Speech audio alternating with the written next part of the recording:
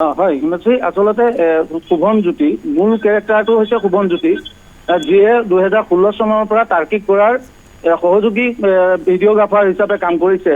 আৰু শেহতীয়াকৈ অসমৰ চাঞ্চল্য যি বিদুৰ ভাই ছবিখন, বিদুৰ ভাই ছবিখনতো সহযোগী ভিডিঅ'গ্ৰাফাৰ হিচাপে কাম কৰিছিলে শুভনজ্যোতিয়ে, কিছু ভিডিঅ'গ্ৰাফীৰ কাম কৰিছিলে। গতিকে তাৰ্কিক বৰা এগৰাকী যথেষ্ট পপুলাৰ এগৰাকী ভিডিঅ'গ্ৰাফাৰ, আৰু সেইকাৰণে তেওঁৰ যিহেতু গ্ৰুপ আছিলে, এটা নেটৱৰ্ক আছে, এই নেটৱৰ্কটোত শুভনজ্যোতি আৰু চন্দনে কাম কৰিছিল। চন্দন যিহেতু চন্দন নাথ এগৰাকী অতি দৰিদ্ৰ পৰিয়ালৰ ল'ৰা, কিন্তু যিহেতু ভিডিঅ'গ্ৰাফী বা ফটোগ্ৰাফীৰ লগত চখ থকাৰ বাবে তাৰ্কিক বৰাৰ এই গ্ৰুপটোৰ লগতে তেওঁ কাম কৰাৰ কিছু সুযোগ লাভ কৰিছিলে। গতিকে শুভনজ্যোতিৰ ঘৰত যোৱা সপ্তাহত আমি যিমান দূৰ শুভনজ্যোতিৰ লগত কথা পাতিছিলো, প্ৰত্যক্ষভাৱে শুভনজ্যোতিয়ে আমাক মুখামুখিকৈ কৈছে যে যোৱা সপ্তাহত সোমবাৰ নে মঙলবাৰে তেওঁৰ ঘৰত কিছু সময় আচলতে চুমি আৰু তাৰ্কিক কিছু সময় আছিল, আৰু যিহেতু তেওঁলোক গুৱাহাটীৰ পৰা পলাই আহিছিল, গতিকে পলাই আহি শুভনজ্যোতিৰ ঘৰত কিছু সময় ৰৈছিল। গতিকে তাৰপিছতে তেওঁলোকে ইয়াৰ পৰা গুচি যায়, আৰু সেই কথাখিনি আচলতে আৰক্ষীয়ে অনুসন্ধান চলাব যে শুভনজ্যোতিৰ লগত কি কি কথা পাতিছিলে, বা সেই সময়ত চুমি তাৰ্কিকে কাৰ কাৰ লগত যোগাযোগ ৰক্ষা কৰিছিল, সেই কথাখিনি হয়তো শুভনজ্যোতিৰ পৰা ওলাব। এতিয়া এই কাৰ্যটোৰ কথা জানিছিল চন্দনে, গতিকে চন্দনক শুভনজ্যোতিৰ ভাষ্যমতে চন্দনক আৰক্ষীয়ে আটক কৰিছে। গতিকে দুয়োকে যিহেতু আটক কৰি আনিছে, সোধা পোছা অব্যাহত ৰাখিব। আজিৰ দিনটোত হয়তো CID যিহেতু শুভনজ্যোতিক গুৱাহাটীলৈ তলব কৰিছিল, গতিকে আজি হয়তো CID লোকো আহি বোকাখাট থানাত উপস্থিত হ'ব কিছু সময়ৰ পাছত, যিহেতু এতিয়া আৰক্ষী বিষয়াসকল অহা নাই।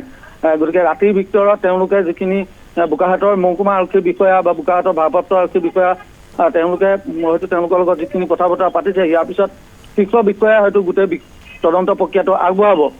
মূল কথাটো হৈছে যে তাৰ্কিক বৰা আৰু চুমি বৰাৰ যিটো নেটৱৰ্ক গ্ৰুপ, এই যিটো ফটোগ্ৰাফী ভিডিঅ'গ্ৰাফী গ্ৰুপ বনাই তেওঁলোকে বিভিন্ন যুৱকক তেওঁলোকৰ লগত ৰাখিছিল, আৰু তাৰ জৰিয়তে তেওঁলোকে সমগ্ৰ অসমত যিটো ট্ৰেডিং ব্যৱস্থা কৰিছিল, যিটো প্ৰবঞ্চনা কৰিছিল, সেই গোচৰসমূহৰ ক্ষেত্ৰত সেই যিটো কেলেংকাৰী, সেই কেলেংকাৰীৰ ক্ষেত্ৰত এইসকল ফটোগ্ৰাফাৰ কিবা পৰ্যায়ত জড়িত নেকি, সেই তথ্যখিনি পোহৰলৈ আহিব। শুভনজ্যোতিয়ে বহু কথাই জানে তাৰ্কিক আৰু চুমিৰ, যিহেতু তেওঁলোকৰ লগত এটা দীৰ্ঘদিনীয়া সম্পৰ্ক শুভনজ্যোতিৰ আছে, সেই কথা আৰক্ষী নিশ্চিত হৈছে, আৰু আৰক্ষীৰ আগত সেই কথা শুভনে স্বীকাৰ কৰিছে। যিহেতু আমাৰ আগতে কৈছে যে 2016 চনৰ পৰা তাৰ্কিক বৰাৰ এছিষ্টেণ্ট হিচাপে কাম কৰি আছিল শুভনজ্যোতি কুৰ্মীয়ে। এই ল'ৰাজনে আমি জানো, আমি বোকাখাটত যিমান দূৰ তেওঁলোকক দেখিছো, বিভিন্ন অনুষ্ঠান প্ৰতিষ্ঠানত তেওঁলোকে ভিডিঅ'গ্ৰাফী বা ফটোগ্ৰাফী তেওঁলোকে কাম কৰে।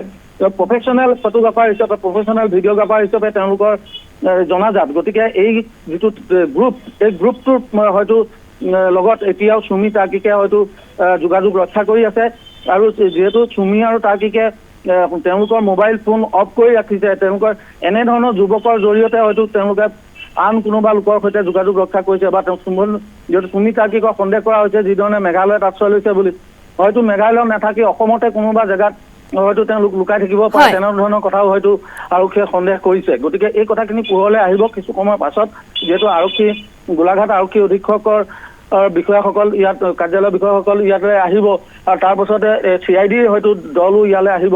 তাৰপিছত তদন্ত কেনেধৰণে আগবাঢ়ে বা তেওঁলোকে আৰু কি তথ্য, নতুন তথ্য দিয়ে, সেই কথাখিনি আমি দৰ্শকক পিছত জনাব পাৰিম। কিন্তু মূল কথাটো হৈছে যে চুমি তাৰ্কিকৰ এই বিশাল যিটো নেটৱৰ্ক গ্ৰুপ, এই গ্ৰুপটোৰ এজন এজনকৈ এতিয়া আৰক্ষীৰ হাতত ধৰা পৰিছে, আৰু তাৰ ফলতে হয়তো চুমি তাৰ্কিকে শীঘ্ৰেই আৰক্ষীৰ ওচৰত আত্মসমৰ্পণ কৰিবলৈ বাধ্য হ'ব।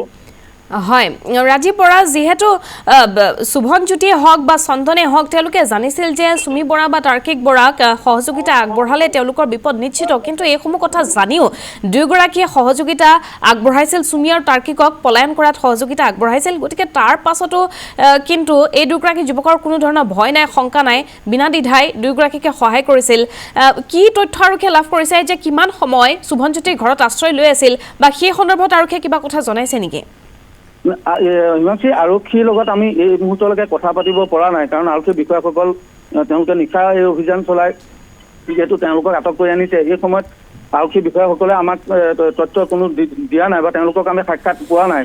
কিন্তু আমি প্ৰত্যক্ষভাৱে শুভনজ্যোতিক আমি লগ পাইছিলো, তেওঁৰ লগত কথা পাতিছিলো। তেওঁ নিজে স্বীকাৰ কৰিছে যে যিহেতু তাৰ্কিক আৰু চুমিয়ে কিছু সময় তেওঁৰ ঘৰত আছিলে, গতিকে যিহেতু তেওঁলোক পলাই আহিছিল গুৱাহাটীৰ পৰা পলাই আহি শুভনজ্যোতি ঘৰত আশ্ৰয় লৈছিল, এই কথাটো তেওঁ আমাৰ আগত নিজে স্বীকাৰ কৰিছে।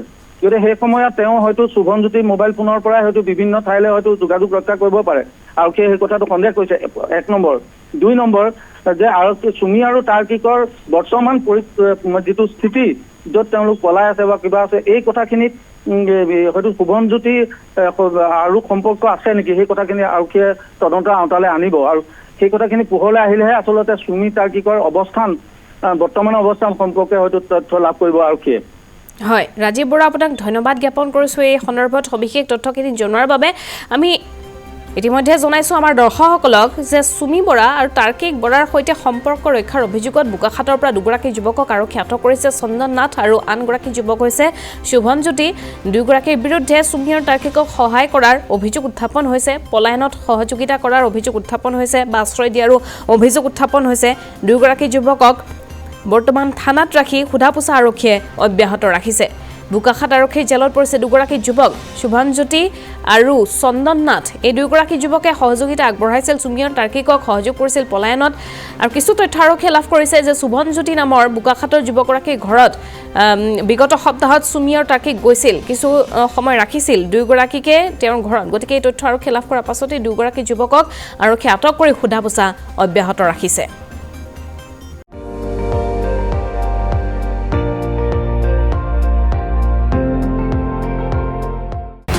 আপুনি চাই আছে ND24, সৰ্বশ্ৰেষ্ঠ নহয় সৰ্বোত্তমৰ দৌৰ।